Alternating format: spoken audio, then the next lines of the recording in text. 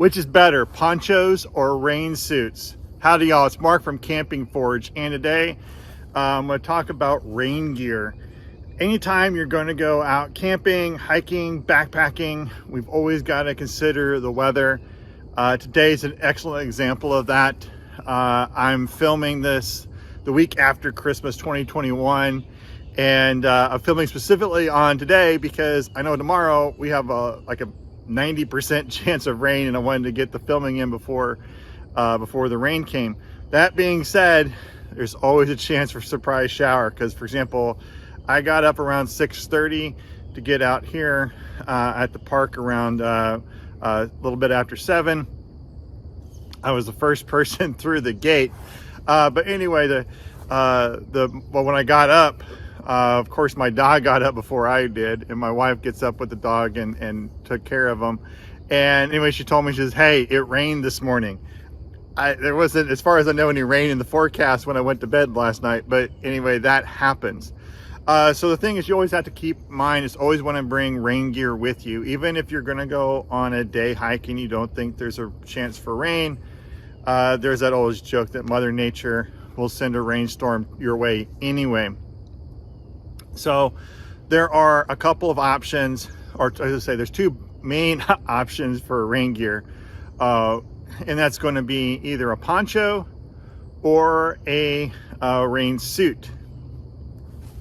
And which is better for you? All right, so first things first, if you're talking about just going off on a day hike and you don't want to pack a full pack, always make sure to have some kind of poncho with you. You could go to the travel section of a Walmart, a CVS, something like that, and dollar store. There's always those cheap little $1, $2 ponchos, which are basically glorified trash bags. And that is an option there, because again, they're cheap, they're small, you can throw them in your pants pocket if you had to keep them around. But I would always say, if you're just going to go with something like that, where you just want something pre-packaged, relatively cheap, and it's just in your pack for emergency use, instead of using those general purpose ponchos, go invest in a poncho that is a survival poncho, which will be noticed for two things. One is it'll have this nice orange color on it, so I think you probably can find them in camo or green or something if you're really opposed to the bright orange. But anyway, more importantly, it'll have the mylar coating on the inside like a survival blanket. And while sometimes, if you've never used something like this, you can think it's a joke, but this mylar stuff was created by NASA to deal with thermal, basically helping keep satellites and other stuff that's, spaceships cool in outer space, using very thin layers of material. And what mylar does is it reflects 95% of the infrared energy directed at it. And the way it helps us in a survival situation, whether it's this poncho or a blanket, is that our body is emitting infrared heat and it reflects that back at us. So anyway, I would prefer to have the emergency poncho as my emergency, I forgot my rain gear, but always keep it in my pack poncho. If you're thinking about something a little bit more substantial, then we can get a real poncho.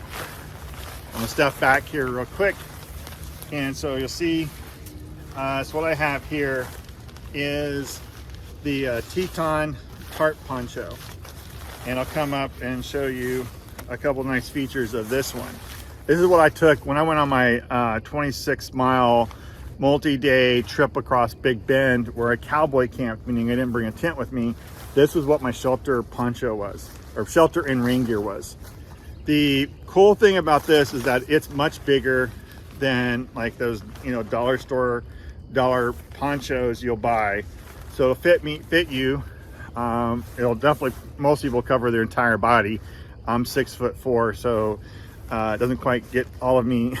But anyway, what's great about this poncho too is you see it's got these grommets on it, and you see I already got pre-tied cordage here. And what that allows you to do is to make, not only does it rain gear, it can act as emergency shelter for you as well. And if you're a backpacker, this could be multi-purpose piece of gear where you can use it as your rain gear. And of course, you could use it as your shelter, because when you're backpacking, we're always thinking about how much weight are we carrying and what can we do to reduce that weight. Particularly in places where I'm going, where I have to carry a lot of water. There's just not water around me. Now, for example, today, I have a river right over here, and over here is the dam for the lake. And so water is all around me. But a lot of places, for example, if I go out West Texas, there isn't any water. So I have to carry extra water with me. All right, so now I'll actually put the jacket on.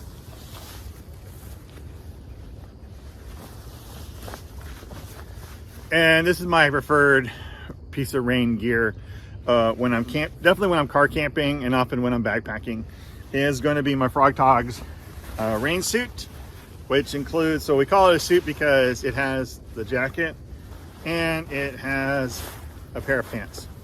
And I call these my anti-rain pants because the 2 times I've put them on before rain, it ended up not raining. So if I think it's going to rain, I'll put them on, and you know how that magic works.